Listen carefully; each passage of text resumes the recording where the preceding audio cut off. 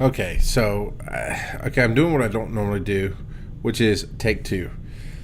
Only because hold on, let me fix my hair. Yeah, only because I just realized you have to be under 10 minutes for YouTube to take your video, and I went 15.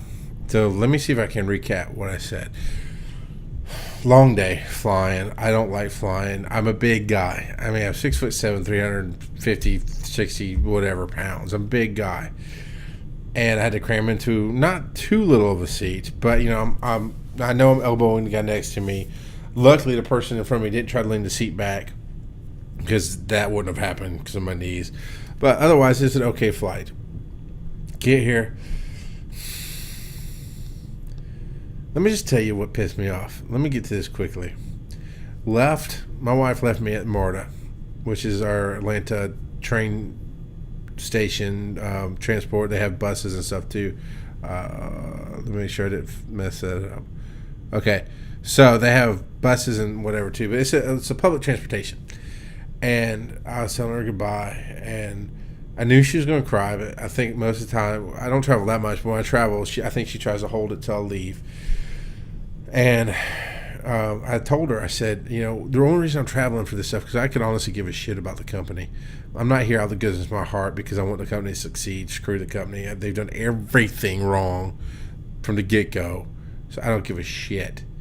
But I'm here because of the opportunities. I'm going to go see Washington, D.C., that I've never been to. I get to go see my uncle, who I haven't seen since I was 14 years old.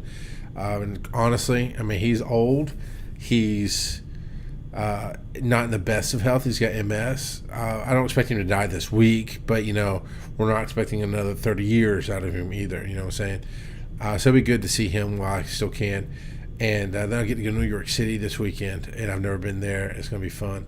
So there's opportunities. But I told my wife, I feel like I am getting these opportunities personally by sacrificing you and the kids. And she started crying, and it made me sad. It almost made me cry. And then she got in the car, and apparently made my son cry because he was missing me. And it was sad. It sucked. And then I get on the plane, we fly, we get here, and getting on the plane, they charge me $25 for my bag.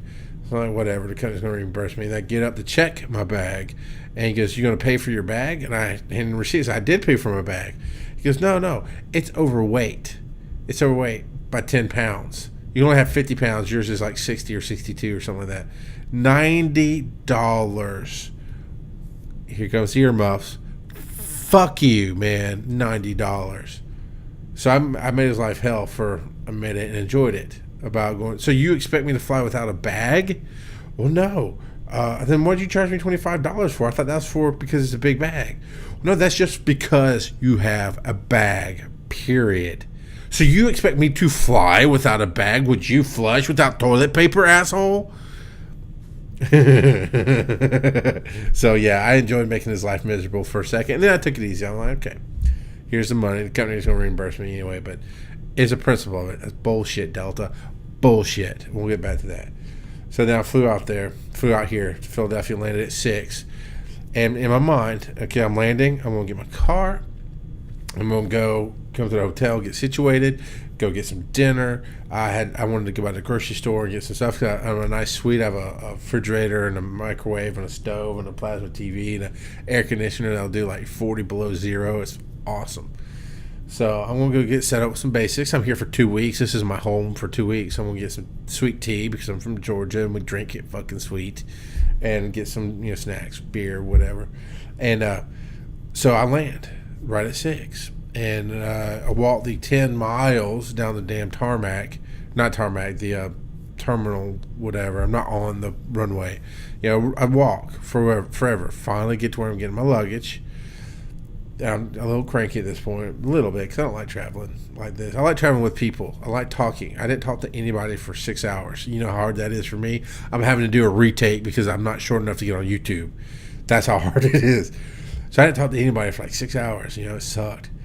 So, I'm standing there. We waited for 35 minutes before they made an announcement that Oh, we don't know what's going on, but I just talked to the person down there, and they're going to get your luggage on the belt in the next 5 minutes or so. We waited another 10. Standing there, watching other planes drop their luggage off.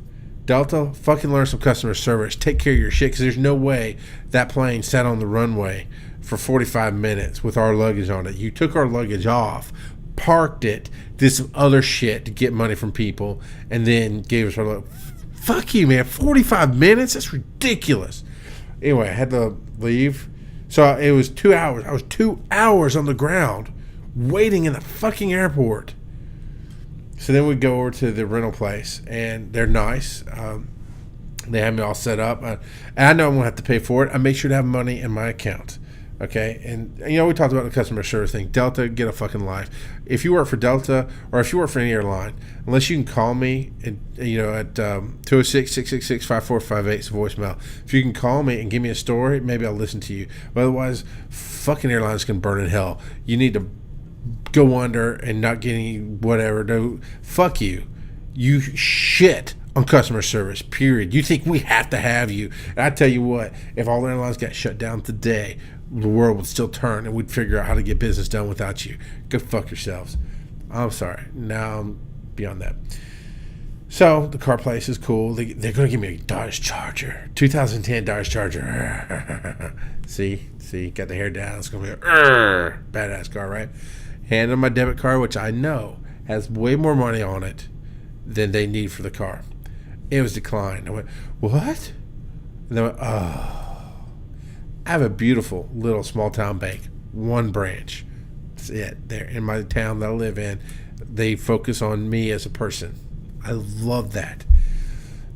Part of that is their security measures of anything over $300, and especially out of state, gets nixed unless I tell them ahead of time. I forgot to call them and say, hey, I'll be flying out. I'm going to be putting $1,000 worth of car on my card and other various charges, and I have the money. So that's no sweat, but, let it go through. So it got declines. Thank you. So that's a chat message, apparently. Holy shit. Come on. Ricky Robinson. Goddamn, Ricky, you interrupt my video. Ricky Robinson just knocked out another great podcast. This one, 51 minutes. Thanks for interrupting life as it happens, dude. But he encouraged me to find a life lesson in all this. Anyway, here's a life lesson. I obviously planned ahead. I made sure there's money in my account.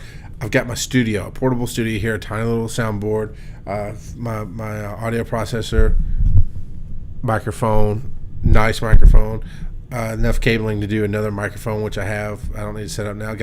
As you can see, nice tiny little table stand. So I'm set, right? I made sure all that was up.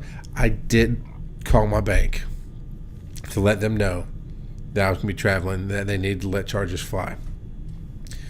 Because it wasn't about the money. It was about security. And I appreciate that. If I have to call them tomorrow, I'll get my car. It's not a big deal. And it'll probably be a little cheaper because it's one day less. But I'll get my car tomorrow. But yeah, I got here at the end of a long day after being pissed on by poor customer service. Get to great customer service. The girl was friendly, talking to her. She helped me out. She got me into a better car at almost zero price. I mean, it's amazing what they were doing. It's awesome. My mistake cost me another hour. It was 9 p.m. before I got to my hotel. And I opened up my laptop, talked to my kids, talked to my wife for a minute. Then I had to go down the hall to where the new boss, who's going to be living here, but he's not yet. He's staying down the hall in the same hotel. Went down to eat dinner with him. Finally got dinner at 9 o'clock. Ate lunch at noon. Starving. So we had to go over business. But that's it. And so there you go. And I got to tell you, when it's not something I love, and I don't love this, it sucks leaving my family. It sucks. I miss them. They're crying. It's one thing to know I'd be out here for 2 or 3 days doing social media and doing what I love, talking to people, making connections. A whole nother thing. Then I almost spend 2 weeks at a bullshit company and get some opportunities out of it. It sucks. Love your family. Take care of them. This is life as it happens.